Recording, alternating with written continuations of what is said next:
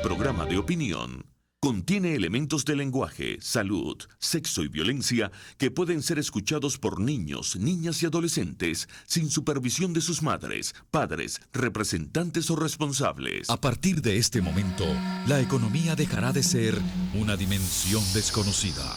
Así que prepare su calculadora, abra su mente y evalúe las posibilidades de inversión.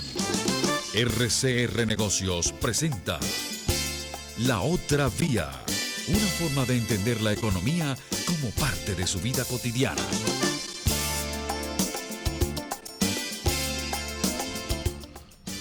¿Qué tal, amigas, amigos, consecuentes oyentes de Radio Caracas Radio? Bienvenidos a La Otra Vía, que llega hasta todos ustedes gracias al respaldo que recibimos en la dirección general de Jaime Nestares. En la producción de Caterín Madero. En el equipo técnico, al frente del equipo técnico, hoy a Manzano. Porque yo le digo Madero, chicos. Yo le digo, no, que me disculpe ella, que me disculpe. Quien nos está acompañando hoy es nada más y nada menos que nuestro hermano, amigo, compañero de siempre, Julio Pinto. En vista de que Alejandro, bueno, tiene derecho también a disfrutar de sus vacaciones, pues. Entonces, Julio es el hombre que nos va a asistir a partir de hoy, lo cual no solamente agradecemos, sino que sabemos que se convierte para nosotros en una opción positiva de lo que es el desarrollo de la conversación que vayamos a tener a lo largo de este día. Nosotros en el día de hoy pues pretendemos desde luego no solamente sacarle provecho al invitado, ¿sí? Porque es un de esos invitados que para nosotros ha sido una experiencia fabulosa. Recuerdo que la última que la tuvimos fue en el mes de septiembre del año pasado, y el año 2023 está lleno de tantas cosas, de tantas complejidades a nivel político, económico, social, etcétera, etcétera, que para nosotros, de luego, hoy es una verdadera fortuna tenerlo a él con nosotros acá en La Otra Vía. Desde luego, vamos a hacer una introducción del programa y luego lo vamos a presentar para efecto del conocimiento de quién va a estar con nosotros este día y cómo es que nosotros pretendemos, por supuesto, convertirlo en el soporte de lo que pretendemos abarcar a lo largo de este programa a través de Radio Caracas Radio. Recordamos de luego a quienes están en la moderación y conducción del programa son Ligia Perdomo y quien les habla de Brito Escobar. Nos vemos y escuchamos por internet por RCR750 en todas las plataformas, vía Twitter, Instagram, Facebook y por rcr750.com, nuestro portal. Desde luego, si tenemos un error, Julio nos va a hacer la señal inmediatamente. Y como lo hacemos cada semana, también en esta oportunidad el equipo periodístico de La Otra Vía les exhorta a suscribirse en nuestro portal YouTube RCR750, el portal de la casa. También a comunicarse con nosotros por nuestro correo laotravia@gmail.com. Como siempre lo decimos, agradecemos a aquellos a quienes se ocupan de escribirnos, de hacernos observaciones, de hacernos críticas, y lo cual agradecemos con mucho respeto, desde luego, y que nos permite cada semana modificar los programas y desde luego abordar los nuevos temas con los que vamos a trabajar. De hecho, pues esa es la expectativa que tenemos esta mañana, cuando de quien vamos a hablar yo le dejo a Ligia la responsabilidad de la presentación, no solamente porque le conoce más, sino porque justamente es quien ha hecho posible que hoy estemos abordando un tema que para nosotros en las últimas 2 o 3 semanas ha adquirido una cantidad de situaciones relevantes, por aquello de que la política en América Latina uno no sabe cómo calificarla definitivamente. Uno sabe si es un enredo, si es un arroz con mango, si es definitivamente un conjunto de posibilidades para que el continente pueda mejorar. En todo caso, lo cierto es que América Latina da de todo para todo, y si no, pregúntenselo a los colegas que han estado cubriendo esta semana el desplazamiento del presidente de Colombia, las cosas que ha dicho sobre Venezuela y desde luego pues el provecho que le tratan de sacar algunos que tienen cargos en Venezuela y que creen que a partir de allí es cuando la sombra del árbol se convierte en una acción frondosa, ¿no? Así me imagino que se la imaginan, ¿no? Imaginamos que ahí se la plantea, ¿no? Ligia. Sí, bueno, nuestro invitado de hoy es el señor Eduardo Porcarelli. Él es abogado y especialista en política y en derecho internacional. Porcarelli estuvo al frente durante varios años del Consejo Nacional de la Promoción de Inversiones, CONAPRI, donde desarrolló un interesante trabajo. Hoy lo tenemos, por supuesto, para hacer comentarios y para conocer su visión, su opinión sobre lo que está aconteciendo en América Latina y cómo las repercusiones que tiene también para Venezuela y lo que desde Venezuela también se dice hacia el resto del mundo. Bienvenido, Eduardo Porcarelli. Será un placer estar con ustedes, muy amables por la presentación. Feliz día. Igualmente, Eduardo. Igualmente, te vamos a tutear, te vamos a tratar con... Por favor. Te vamos a tutear para que podamos entonces tener un poco más de intimidad, llamémoslo de esa manera, porque es tanto lo que ha surgido en estas semanas y desde luego, como dice Ligia, pues uno no sabe exactamente por dónde entrarle al componente de América Latina. Pero Ligia. Pero Petro, podemos comenzar por Petro, las declaraciones de Petro. Podemos comenzar y preguntando ¿a qué juega Petro? ¿Está a favor de Venezuela? ¿No está a favor de Venezuela? Un supuesto mediador en el caso de Venezuela, pero que forma parte activa a favor de una de los lados. O sea, ¿qué podemos esperar de Gustavo Petro en relación a Venezuela? Bueno, lo primero, siempre se recuerda cuando se estudian las relaciones internacionales esa frase de un ex primer ministro inglés del siglo XIX: los países no tienen amigos ni enemigos, tienen intereses. Uh-huh. Entonces, específicamente en el caso del presidente Pedro, por supuesto que sí puede tener algún interés en mediar, pero por conveniencia, no solamente por el objetivo de la paz en sí, sino por una conveniencia. Él sabe de que del lado venezolano hay una ascendencia importante sobre grupos guerrilleros que pueden convulsionar un poco lo que es su plataforma de apoyo político en Colombia. También sabemos que tiene intereses en recuperar de alguna manera para algunos de los productores exportadores colombianos el mercado venezolano, y sobre todo un interés importante que en la medida en que la situación en Venezuela no mejore, el flujo migratorio naturalmente se da es hacia Colombia. Es el país donde naturalmente por el tema fronterizo se dan más facilidades para que aquel venezolano que ya no encuentra ninguna oportunidad, ningún futuro en el país, comience su proceso de migración. Eso ha generado sobre el sistema de seguridad social de Colombia, sobre su sistema de salud, un peso importantísimo que afecta la elaboración de cualquier política. De manera que yo diría que sí, el presidente Petro tiene interés en que de alguna manera la situación en Venezuela mejore, pero por supuesto no es un interés única y exclusivamente por el bien de Venezuela, sino por el bien de Colombia, y es natural. Bueno, también le interesa a él construir una base política, pues distintamente de que sea jefe de Estado colombiano y que venga con una trayectoria política que no ha sido precisamente muy armoniosa. Sin embargo, la impresión que uno tiene es que quien está construyendo una base política es él en este momento, y casi proyectándose, como lo dicen algunos colegas, interesado en ser una especie de líder continental, ¿no? Yo no sé si Lula conteste con esto, si cree que definitivamente Petro puede sostenerse en el puesto logrando alcanzando algún resultado positivo. Pero uno finalmente hay momentos en los que uno no entiende realmente a qué está apostando el presidente de Colombia. Pero bueno, esa es una apreciación nuestra, ¿no?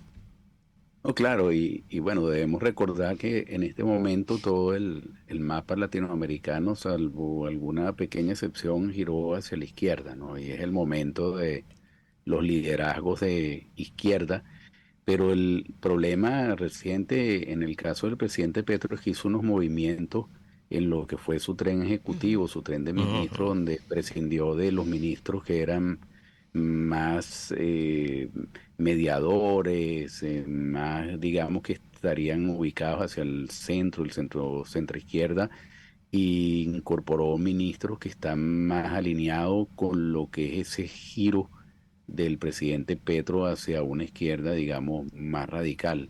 Entonces no sabemos allí con exactitud si es porque él percibe que eso no le ha permitido a él avanzar en lo que quiere avanzar dentro de su agenda política en Colombia, o si esos más bien esos ministros eran un obstáculo, un impedimento para lo que justamente ustedes están diciendo, el fortalecer ese liderazgo latinoamericano. Yo diría que ahorita él tiene suficientes problemas dentro de Colombia como para aspirar a un liderazgo latinoamericano Sí, sobre el cual yo creo que Lula tiene ya más kilometraje recorrido.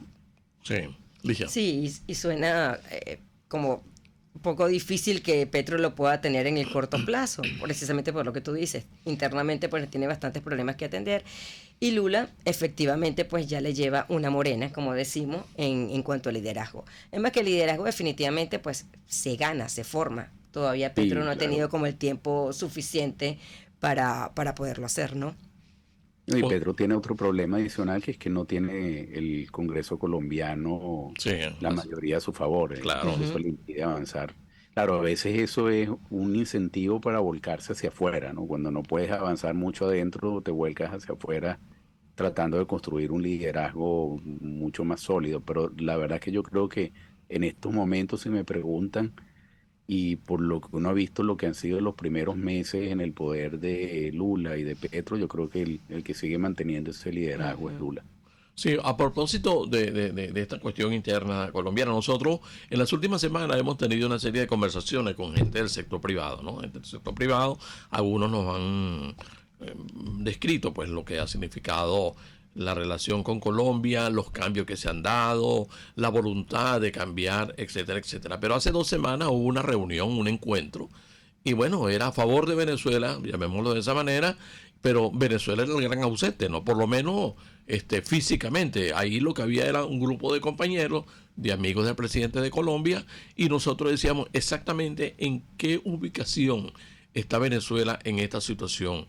O es que nosotros definitivamente vamos a permitir o vamos a hacer lo que en política pudiera llamarse una acción de hermandad por parte de Colombia, y entonces nos pegamos allí a ver a qué provecho le sacamos, ¿no? Y ese tema de la relación colombo-venezolana y lo que ha sido el comercio, las inversiones, es muy complejo, porque dentro del caso colombiano yo creo que lo comentamos en una oportunidad, cuando la relación colombo-venezolana, que digamos nunca ha tenido una estabilidad completa, plena, ¿no? Siempre ha estado sujeta a momentos de acercamiento y alejamiento, pero durante el periodo Chávez y parte del periodo Maduro, en el cual hubo ese alejamiento cuando Venezuela criticaba lo que estaba sucediendo en Colombia con el Plan Colombia, cuando después vino la salida de Venezuela de la Comunidad Andina, cuando se cerraron fronteras, etcétera. Los productores, exportadores colombianos tenían un peso importante de sus exportaciones dirigidas al mercado venezolano, casi un 30% en aquel entonces. Estamos hablando de principios del año 2000, 2002. Los colombianos exportaban prácticamente el 30% de su producción a Venezuela. Y esos cierres de frontera y esos cambios en las reglas de juego hicieron de que el propio gobierno colombiano en su momento los convocara y les dijera: mire, a partir de este momento ustedes tienen que diversificar sus exportaciones hacia otros mercados. Colombia ha sido mucho más activo en la suscripción de acuerdos comerciales internacionales, y digamos estos empresarios colombianos, muchos comenzaron a dirigir inversiones, exportaciones hacia otros mercados. Ahora, ¿cómo nos ven ellos en Venezuela? Nos ven un mercado atractivo, por supuesto que no con el mismo potencial de antes, Claro. porque estamos claros de que ha habido una caída importantísima del poder adquisitivo de la población venezolana. Basta comparar los salarios mínimos en Colombia con el salario mínimo en Venezuela, etcétera. Pero tampoco hay mucha confianza en las reglas de juego del lado nuestro, porque las reglas de juego cambian con mucha facilidad, cambian, no hay manera de hacer mucha predicción en el tiempo, y eso para un empresario, un exportador, es algo complicado, de manera que si ellos se vuelven a incorporar al mercado venezolano, va a ser algo paulatino y sin arriesgar mucho. Entonces, eso lo podemos ver en el lado del comercio, en el caso de las inversiones también, mucho más. Todavía en Venezuela no se termina de tener unas reglas claras en el tema de inversiones, una legislación moderna. un manejo de todos los costos relacionados con las inversiones que hagan o eleven los niveles de confianza. Digamos, por ejemplo, en América Latina, en el año 2022, en el año 2021, que es la última cifra que se tiene, por lo menos cerrada de la UNTA, que eso siempre toma un tiempo cerrar esas cifras, el total de las inversiones en América Latina que fluyó fueron 136.000 millones de dólares, y de eso la cifra para Venezuela es negativa, menos 768 millones de dólares. Es decir, que ha habido más salida de capitales de Venezuela que entrada. Y estamos hablando que no estamos captando ni el 1% de los flujos de inversiones que van hacia Venezuela, que indica eso, que las reglas de juego todavía no son lo suficientemente confiables como para que no solo otros inversionistas en el mundo, sino los propios inversionistas colombianos digan, bueno, vamos a restablecer de nuevo las relaciones como las teníamos en el pasado. Sí, Ligia. Sí, ¿tú crees, Eduardo, que este acercamiento económico, por llamar comercial, vamos a llamarlo comercial, este acercamiento comercial que ahora el gobierno de Venezuela está dando con Colombia a raíz de la asunción de Petro, pueda dar resultados concretos? Yo sé que acabas de decir que bueno, que será algo más o menos paulatino porque las reglas de juego no están claras del todo, y por supuesto siempre va a existir el temor de que el gobierno en algún momento pues decida o expropiar o sacar a alguien de acá, ¿no? ¿Tú crees que ese supuesto esfuerzo, porque no sé si llamarlo retórica de alguna manera, ¿no? Que está dando el gobierno de Venezuela para que el comercio con Colombia pues se restablezca, pueda dar resultados en algún momento? Claro, en algún momento pudiera ser, pero fíjate, el problema es que cuando los exportadores, pensemos solo en Venezuela, van a dirigir sus exportaciones a otro mercado, en la realidad de el contexto actual de un mundo, no digamos globalizado, sino hiperglobalizado, es que en Colombia los productores, los comerciantes, etcétera, Colombia tiene acuerdos con otros países del mundo, es decir, que traen mercancías, las que no producen, las traen de otros países del mundo con los cuales Colombia tiene acuerdos. Es decir, que cuando el exportador venezolano va a realizar sus exportaciones a Colombia, tiene que ser lo suficientemente competitivo en el producto, atractivo en el producto que va a vender en cuanto a calidad, en cuanto a precio, etcétera, como para poder no ser desplazado por las importaciones que hagan comerciantes colombianos de otras latitudes del mundo con los acuerdos que tiene Colombia con otros países del mundo, porque al final el hombre de negocios en qué piensa, en llevarle al consumidor el producto de mayor calidad y de menor precio, eso es lo que quiere la gente, ¿no? No porque tenga un sello de hecho en Venezuela va a haber una preferencia, etcétera. De manera de que si dentro de Venezuela no están todavía establecidas todas las facilidades para que ese productor exportador, en cuanto a tiempos, digamos, en el manejo de las mercancías, en las aduanas, que eso ha mejorado un poco, en cuanto a acceso al crédito, en créditos de exportaciones y créditos para producir, Sí. créditos de todo tipo, acceso a materias primas, etcétera, el proceso de exportación no va a ser tan dinámico como pudiera haber sido en el pasado, y lo suficientemente dinámico como para ser atractivo en precios, calidades en el mercado colombiano. Entonces, eso mejorará solo y sí en la medida en que dentro de Venezuela se entienda de parte del gobierno de que hay que hacer un esfuerzo más allá de la retórica para verdaderamente ayudar a los productores y exportadores. Y eso no es solamente decretarlo, se decreta de que se va a convertir las exportaciones en una prioridad nacional, ¿no? Eso tienes que modificar una cantidad de reglas de juego que van desde lo mínimo hasta lo macro para que eso se haga realidad. Recientemente, pues todos sabemos que hubo una renegociación de ese acuerdo de complementación económica 28, que fue el que surgió en 2011, años después que Venezuela salió de la Comunidad Andina. Y todavía hay algunas voces críticas de las reglas de juego que se modificaron en ese acuerdo, porque hay productos con alta competitividad de Venezuela que dicen que no están reflejados en una reducción arancelaria significativa como para hacer competitivos esos productos. De manera que ese acuerdo modificado todavía no promete mucho en que el acuerdo en sí va a ser el mecanismo que va a facilitar ese incremento de las exportaciones a Colombia. Sí. Bueno, estamos conversando con Eduardo Pocarelli y desde luego pues nosotros quisimos conversar con él a propósito de la situación latinoamericana, la cuestión económica, la cuestión social, la cuestión política. Desde luego, en el caso venezolano, pues nosotros estamos envueltos en una realidad política que uno no sabe finalmente si vamos definitivamente o nos está ganando la necesidad de hacerlo, ir a soluciones o sencillamente seguir más complicado de lo que estamos hasta este momento.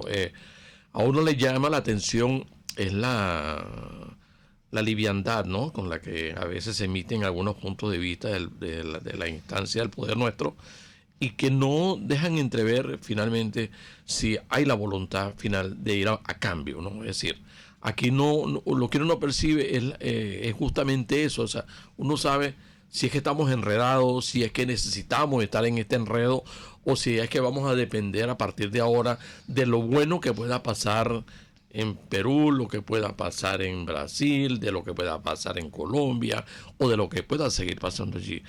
Pero internamente, Eduardo, uno tiene la sensación de que hay momentos en los que nuestras autoridades dejan entrever algo así como que, bueno, como vamos bien. Y bueno, y si las cosas cambian, le sacamos provecho. Y si no cambian para bien nuestro, pues bueno, seguiremos cargándole eso a la población venezolana.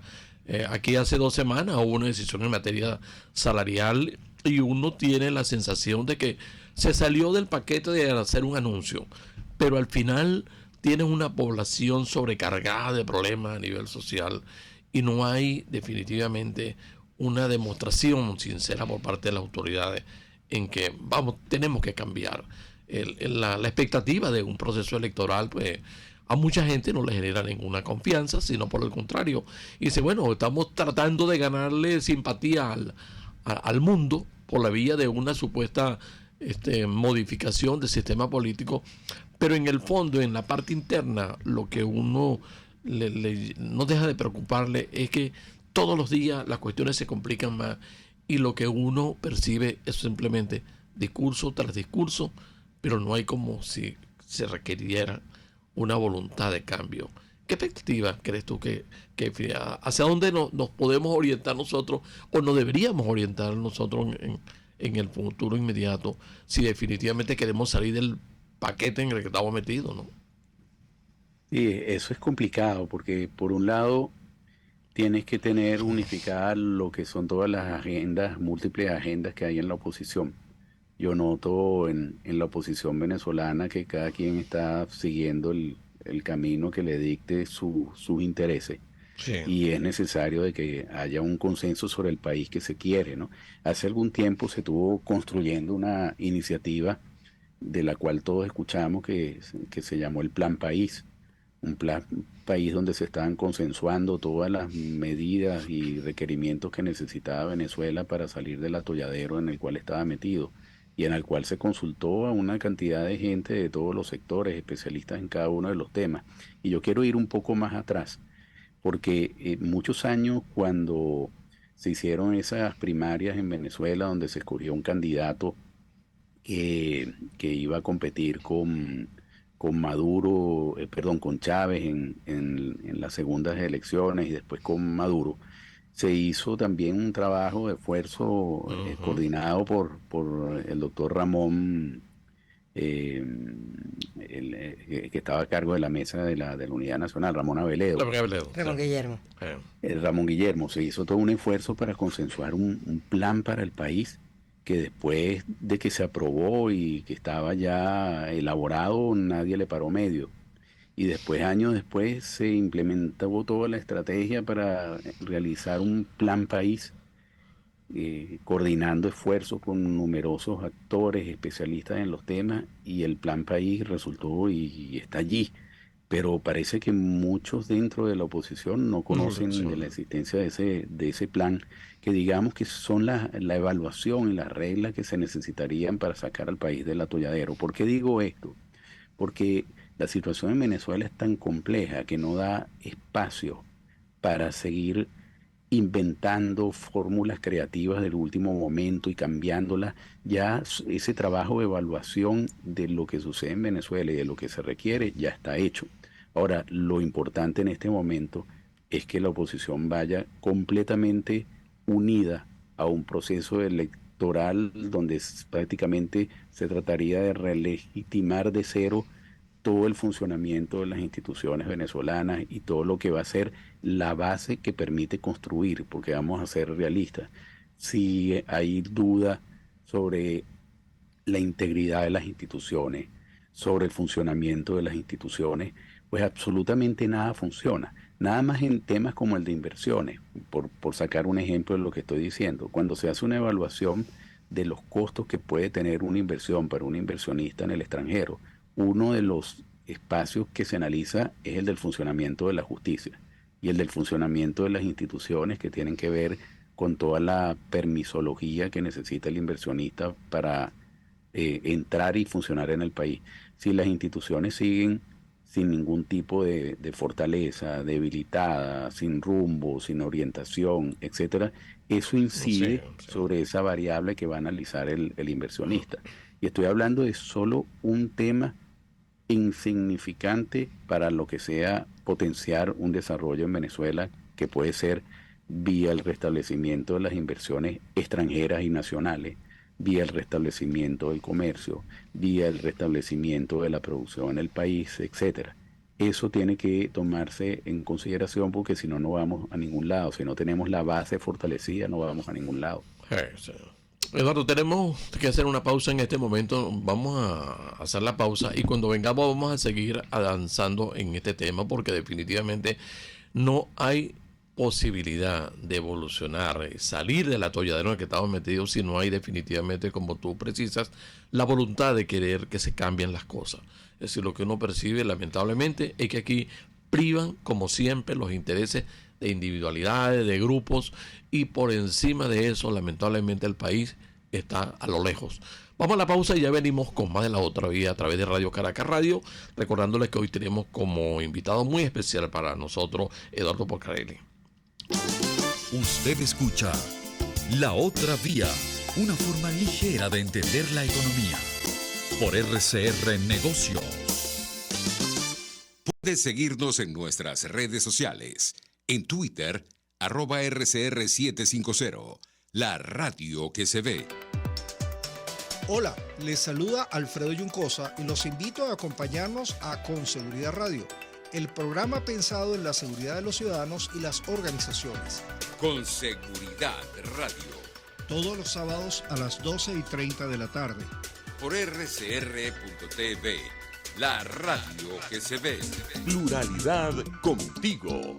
Respeto contigo. Responsabilidad contigo. Libertad contigo. Estamos contigo y punto. De lunes a viernes a la 1 de la tarde. Contigo. Solo por RCR 750 AM. Porque lo bueno une. Una ventana para las propuestas y denuncias de las comunidades populares de Venezuela. Evelyn Martínez y la red de ciudadanos llegan debatiendo problemas y promoviendo soluciones. Es el Radar de los Barrios. Por la autonomía de los movimientos sociales que no pueden ser complementos de partidos o gobiernos. El Radar de los Barrios. De lunes a viernes, a partir de las 10 de la mañana. Por RCR 750 AM. RCR 750 AM. Porque lo bueno une. Una forma de entender la economía como parte de su vida cotidiana. Es La Otra Vía, por RCR Negocios 750 AM.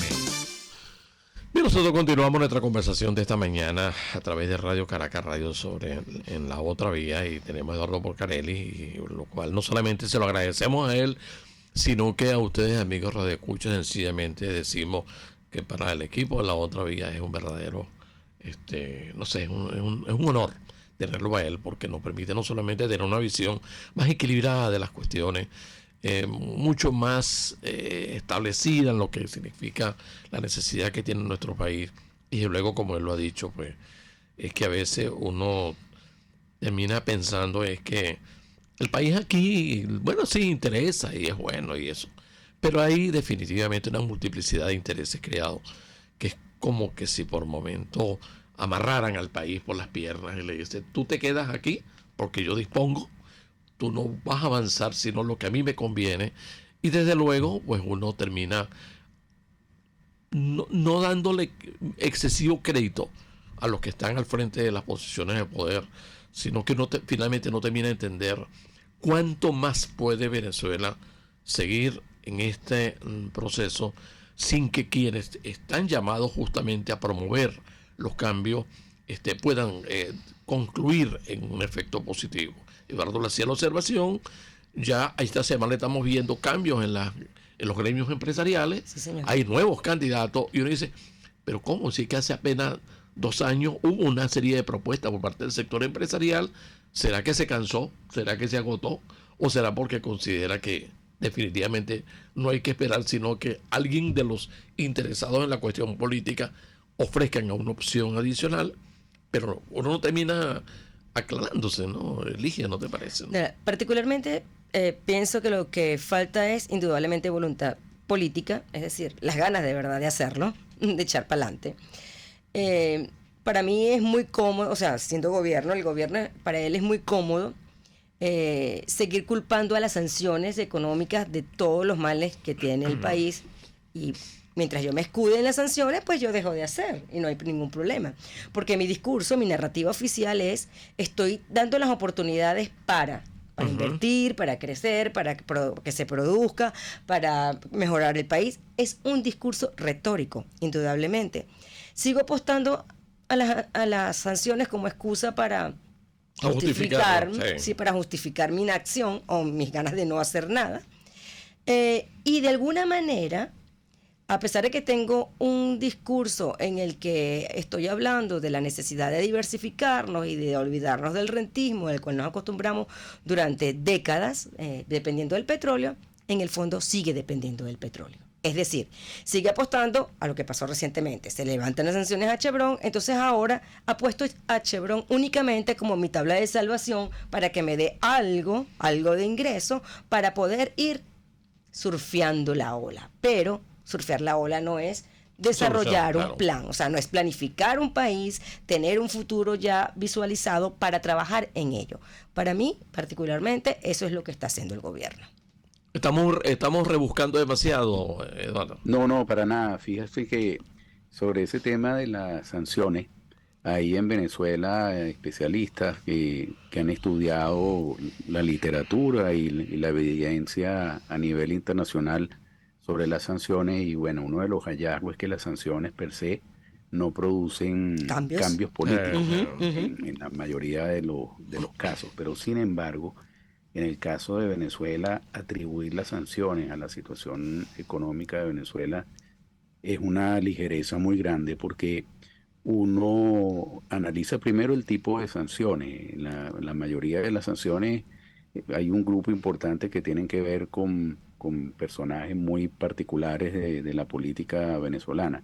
Y hay otro grupo de sanciones que sí se refiere al tratamiento con las empresas básicas venezolanas, pero como uno puede alegar como la causa de los problemas en Venezuela las sanciones cuando recientemente, y el propio gobierno lo reconoció, hubo un escándalo de corrupción dentro de PDVSA de magnitudes estratosféricas. Sí, señor.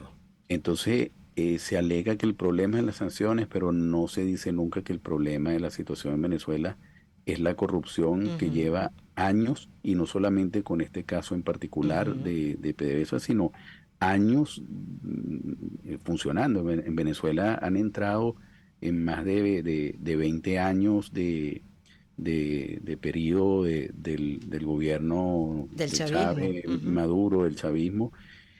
Mira, una cifra que hasta me cuesta decirla, son 100 billones de millones Es decir, casi más de 999 mil millones de dólares han sido los ingresos de Venezuela, y la deuda externa venezolana es de más de 200 mil millones de dólares. Entonces, como con todos esos ingresos tenemos una deuda de más de 200 mil millones de dólares, y el gobierno pone como condición para avanzar en las negociaciones que se desbloqueen 3.200 millones de dólares de cooperación internacional para atender los problemas de Venezuela. Es decir, que el gran problema de las sanciones es que siempre permite ser usado en la retórica como excusa, y que lo diga Cuba por tantos años para no hacer las cosas que se necesitan hacer en el país. Yo en el mientras tanto, yo quería comentarles a ustedes de este famoso estudio que hace The Fund for Peace, que se llama el índice de fragilidad de los estados, que yo le hago mucho seguimiento. Hay muchos estudios para hacerle seguimiento y evaluar la situación de los países. Lo primero que yo quiero decir con esto es que los países pueden mejorar y los países pueden empeorar. Es decir, un caso como el de Venezuela, Venezuela siempre tendrá la oportunidad y la posibilidad de mejorar mucho, y tendrá la oportunidad y la posibilidad de desmejorar mucho. Este estudio de fragilidad de los estados incluye variables que se estudian que tienen que ver con la cohesión del país, la economía, la política, lo social, con 12 indicadores diferentes que tratan temas como derechos humanos, funcionamiento de los servicios públicos, presiones demográficas, seguridad, deseo de venganza entre grupos, etcétera. ¿Qué quiero decir con esto? En el año 2006, de 179 países, Venezuela estaba en la posición 63. Es decir, que mientras más cerca está de las primeras posiciones, más frágil es el Estado. Es decir, el Estado más frágil del mundo es Yemen, que está en la posición número 1. Nosotros en el 2006, de 179 países, estábamos en la posición 63. Hoy, en el 2023, en la última realización de este estudio, estamos en la posición 29. Es decir, estamos entre los 30 países más frágiles del mundo. ¿Y qué implica esto?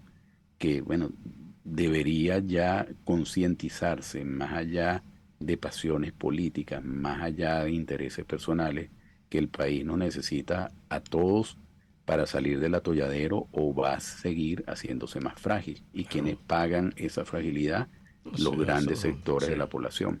Sí, que es lo que estamos percibiendo todos los días, ¿no? Que es lo que percibimos todos los días. Entre discurso y discurso, entre promesa y promesa, y compromiso y compromiso, al final en lo que uno concluye es que lamentablemente es el gran afectado sigue siendo el ciudadano, ¿no? Que haya 8 millones de venezolanos por todas partes del mundo en procura de las oportunidades que no le ha podido dar Venezuela. A lo peor que uno se enfrenta es a la aceptación sincera de que, es decir, mira, tú tuviste las oportunidades y tú las botaste, ¿no? Es lo que nos dicen desde afuera, que es la otra parte, y es lo que le dicen a nuestros connacionales que están en otros lugares del mundo, prácticamente pasándola terriblemente mal, y que no encuentran definitivamente por parte de las autoridades nuestras una voluntad de cambiar. Ahora, mientras tanto, América Latina se sigue complicando, Eduardo, se sigue complicando a nivel político. Yo no sé si lo de El Salvador es bueno, yo no sé si lo de El Salvador es malo, yo no sé si lo que se ha dado esta semana con los cambios de gobierno, también en otros países de Centroamérica. En Paraguay. Llegó Paraguay en el de Sudamérica. Paraguay, bueno, no sé si es bueno o es malo, pero lo cierto es que América Latina, y no podemos tampoco usar un término despectivo en esos términos, decir, da pena. No es América Latina, son algunos países de América Latina.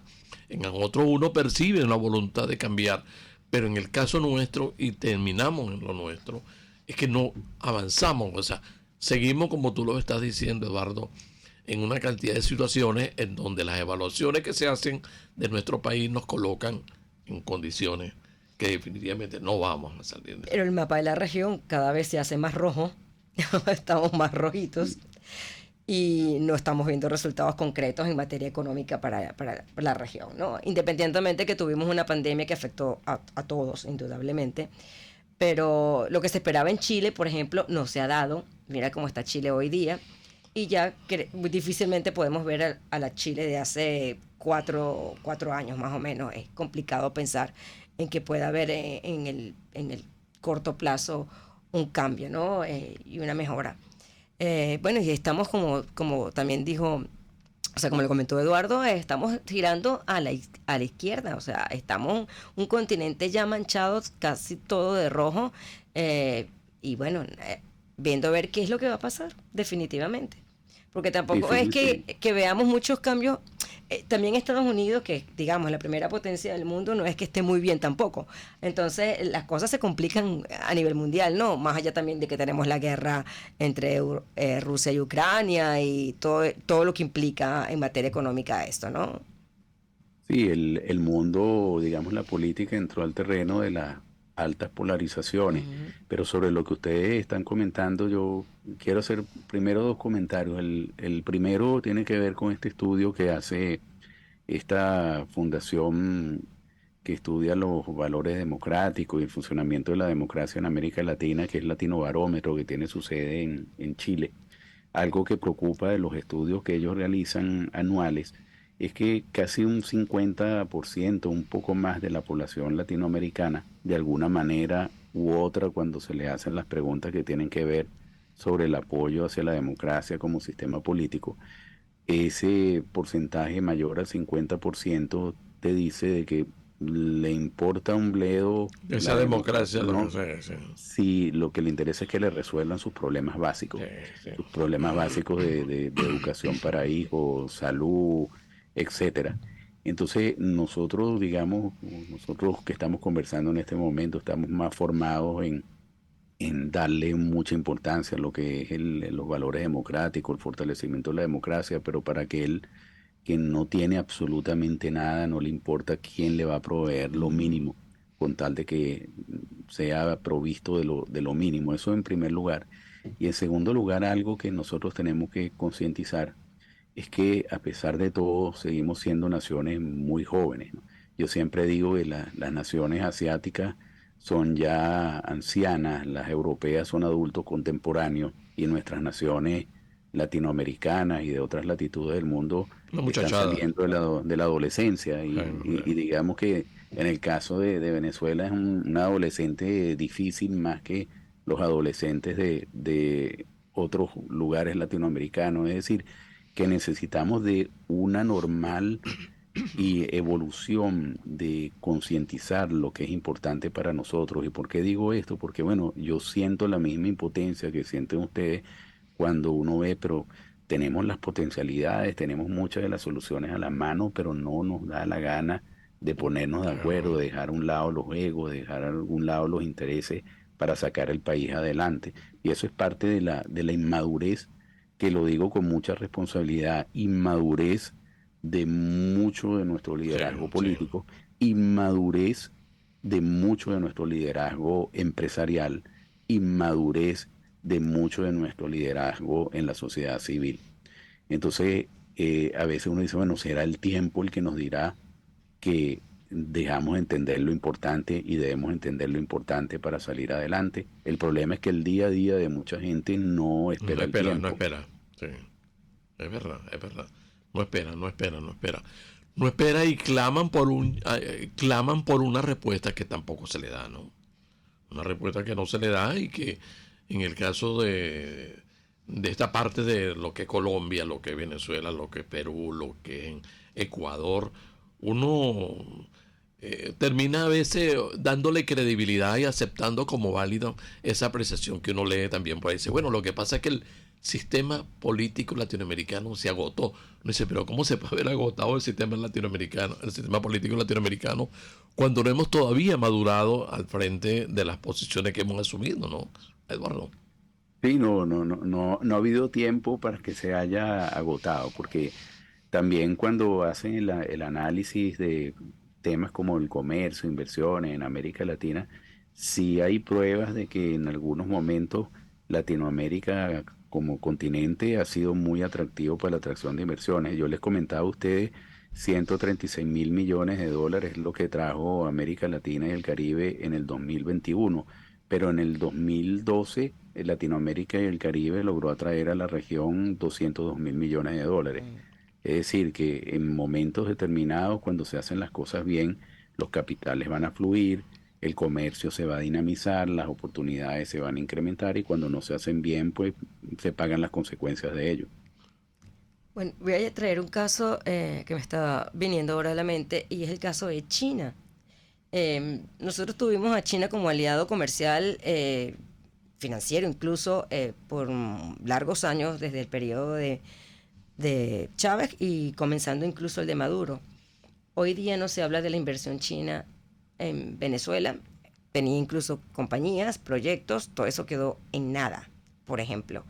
Hasta los chinos saben que las reglas de juego en Venezuela no son las mejores, más allá de la afinidad, entre comillas, ideológica que pudiera haber, en todo caso. Creo que es un buen ejemplo de las reglas que imperan aquí en Venezuela y que no son las mejores, incluso ni siquiera para los aliados políticos. Y fíjate que ahí en estas cosas se analizan en el tema de inversiones dos variables, la que es el flujo de inversiones y la que es el stock de inversiones. El flujo de inversiones es lo que en un año determinado entra de inversión extranjera en un país y el stock de inversiones es el acumulado en los años de esas inversiones que verdaderamente se quedan en el país. En el caso de Venezuela, el stock de inversiones hasta el 2021 de inversiones extranjeras es de 21.000 millones de dólares. Pero de esos 21.000 millones de dólares, si uno hace el análisis de qué porcentaje de ese 21.000 millones de dólares proviene de China, prácticamente sería nada. Sí. China lo que hizo en Venezuela fue negocios, licencia, uso, explotación de recursos, etcétera, pero inversiones productivas, concretas, para permanecer en el tiempo realmente fueron muy pocas, ¿no? Eso hay que tomarlo en consideración. Pero eso preocupa también en este momento a nivel mundial porque Venezuela sí ha tenido una dependencia financiera de China muy importante. Una buena parte de la deuda que ha adquirido Venezuela en los últimos años, deuda extranjera, ha sido prácticamente con China, a través de todos los financiamientos, préstamos que le dio China al gobierno venezolano. Y uno se preocupa también porque en el análisis de esto uno no solo permanece con las variables nuestras, sino las variables mundiales. En este momento no solamente está presente el conflicto entre Rusia y Ucrania, sino la posibilidad de un conflicto en puerta en el mediano plazo entre China y Taiwán. Y Taiwán, sí. Y nada más, si llegara a haber un conflicto entre China y Taiwán, sufriría el 40% del comercio mundial. 40% del comercio mundial.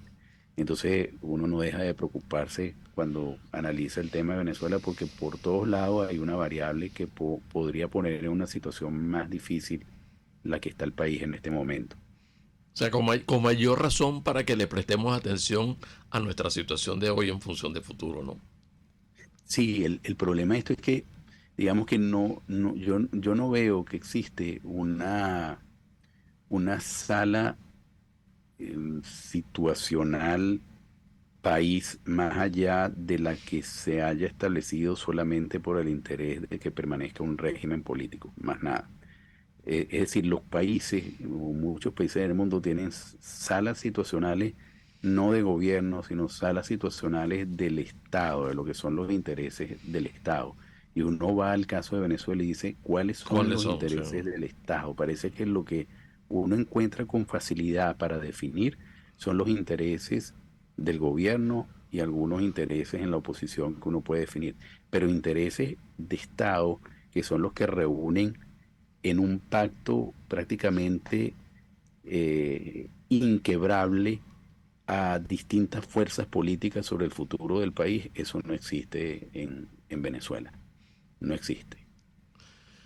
No existe y nosotros estamos quizás a lo mejor flotando en la situación que tenemos y las posibilidades que tenemos, pero no avanzamos definitivamente. Y la cuestión, Eduardo, es que todos los días, como tú lo acabas de decir también, hay un nuevo componente en la diferencia entre países, entre continentes a nivel mundial. El caso de Ucrania y Rusia da de todo y para todo, ¿no? Es una cosa impresionante.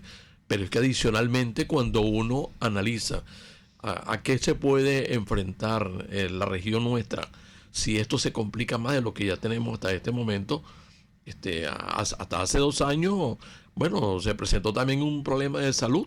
Problema de salud que, bueno, de acuerdo a la información que tenemos en las últimas 24 horas, ya el problema del COVID supuestamente no existe, ¿no? No, ahora, tampoco es que no existe el problema no del COVID. existe, es decir, que definitivamente nos dejó eso, pero cuando uno analiza también hacia dónde se orienta la formación de los países que quieren ser líderes en el mundo, ellos están claros, ¿no? Ellos están claros. Están apostando justamente al tipo de recursos que necesitan desde el punto de vista humano, desde el punto de vista tecnológico, y creo que eso es lo que no estamos nosotros entendiendo tampoco, ¿no? O si lo estamos entendiendo, sencillamente lo estamos minimizando, no le damos importancia. No, efectivamente es así, pero volviendo al tema que ustedes mencionan del COVID, hay una preocupación porque la Organización Mundial de la Salud tiene aproximadamente 9 variables de COVID a la cual le hace seguimiento porque tienen la potencialidad de en algún momento convertirse en una pandemia de nuevo. Y el problema que señala la Organización Mundial de Salud, inclusive en uno de sus últimos informes más recientes, es que los sistemas de notificación de salud de los países sobre el incremento de los casos de COVID y de las variantes en muchos de los países es muy lento. Es decir, cuando la Organización Mundial de Salud recoge la información que le envían los países, puede ser ya muy tarde para concientizar que hay una nueva pandemia en ciernes, ¿no? Entonces, de manera que sea un problema sobre el cual estamos descansando, pero es un problema que tiene la potencialidad de volver a activarse de nuevo y generar los desastres económicos que generó. Bueno, ojalá que lo que nos han dicho mucho es que después que llegó la pandemia, eso se tradujo en una cantidad de cambios teóricamente positivos para el mundo, y eso se convirtió en una causa y en un motivo para que algunos países le hayan sacado provecho y para que justamente puedan sacarle provecho en función de futuro. Ojalá que se traduzca definitivamente en cuestiones positivas y no en lo que estamos percibiendo. Ayer justamente a nivel familiar estábamos hablando del caso del COVID, bueno, porque uno ha vivido sus experiencias y uno dice, bueno, ¿esto será verdad o no será verdad? Lo cierto es que nosotros en Venezuela, lo que sí sabemos es que la parte de salud también estamos quebrados, en gran parte, Eduardo. Lamentablemente hemos pagado un alto costo por problemas de salud, como lo estamos pagando en la parte de educación, como lo estamos también pagando en la parte económica y social. A lo mejor estamos terminando una conversación muy fatalista, pero es la realidad, Eduardo, ¿no? No, todo tiene una fórmula muy sencilla. Si tú no tienes, yo siempre digo que para el análisis de las situaciones en los países, etcétera, uno puede utilizar también los casos de la familia o casos familiares. Si tú no tienes suficientes recursos para acometer las necesidades del día a día, tienes que producir esos recursos. En el caso de los países, si no hay suficiente renta para hacer todos los pagos que se necesitan para que el país funcione, hay que producir. Y para producir hay que incentivar la producción. Y para incentivar la producción hay que incentivar la inversión. Y para incentivar la inversión hay que cambiar las reglas de juego. Y tiene que haber confianza. Y exacto, en la medida en que tú cambias esa regla de juego y la sostienes en el tiempo, generas la confianza necesaria para que se restablezca la producción, las exportaciones, las inversiones, todo lo que va a dar los recursos para motorizar la economía y cambiar la realidad de Venezuela. Esa es la tarea que tenemos por delante, ¿no? Y que tienen otras generaciones distintas a la nuestra, ¿no? Porque y hay que tratar de dejarles a ella el mejor país posible que se les pueda dejar. Sí, que bueno, de eso nos hablaban a nosotros cuando estábamos en las universidades hace algunos años, y definitivamente cuando hemos llegado a un nivel de evaluación de lo que se ha logrado hacer, nos encontramos con que los retos ahora son mucho más exigentes. Quizá por lo que, como tú lo decías al comienzo, mientras la dirigencia nuestra no entienda en qué consisten las posiciones de liderazgo y los compromisos en función de futuro, lamentablemente todo eso lo termina pagando la población, ¿no? Así es. Infinitamente agradecido, Eduardo, definitivamente. No, a ustedes por la invitación, un placer conversar con ustedes y bueno, saludo a todos los oyentes de su programa. No, gracias por aceptar nuestra invitación y desde luego pues estás comprometido con nosotros en función de futuro. Siempre a la orden. No, muchísimas gracias, porque no solamente aprendemos, sino que también cumplimos con el propósito de este programa, y es hacerle sentir a quienes nos escuchan bueno, tenemos muchísimos problemas, pero también hay muchas oportunidades y de luego pues tratamos de ser lo menos conflictivo posible en el planteamiento de fondos, sino más bien lo más posible, lo más razonable, lo más racional en la evaluación de lo que nos está pasando y de luego en los compromisos que tenemos con nosotros en función de las generaciones nuestras para el futuro. Gracias, Eduardo, sinceramente. Gracias a ustedes. No, gracias.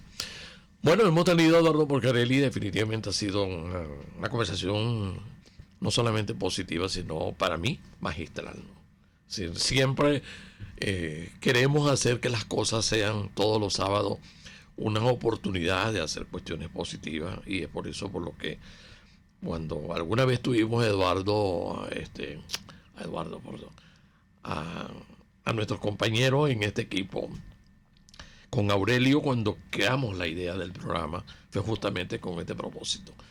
Creo que se nos ha ido el tiempo en encontrarnos con muchas experiencias negativas, pero también muchas enseñanzas positivas para nosotros. Infinitamente agradecido a ustedes, amigos de Radio Escucha, por habernos atendido esta mañana. Hemos tenido a Eduardo Porcarelli, definitivamente es una conversación positiva, no nos cansamos de repetirlo.